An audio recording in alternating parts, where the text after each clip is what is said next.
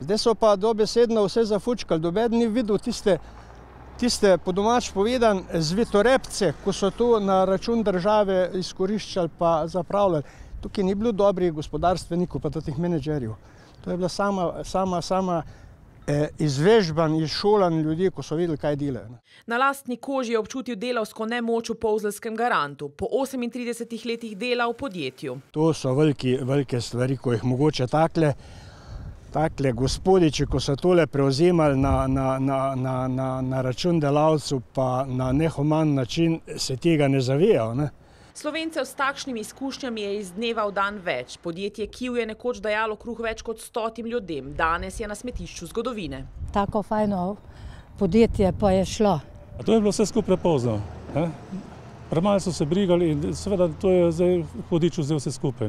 V majhni občini z nekaj več kot 2000 prebivalci prihodnosti za mlade ne vidijo.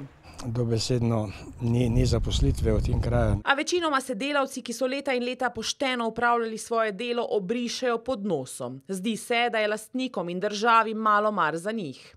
Temu cajti je težko dobiti službo. Moraš stiskati na sve načine tu, da bi šlo kaj skozi. Potem, ko mesece in mesece v Črnigojevem Primorju niso dobili plač. Podobna zgodba je doletela Svejo Zagorje. Mislim, da bi bilo, da bi bil stečajno.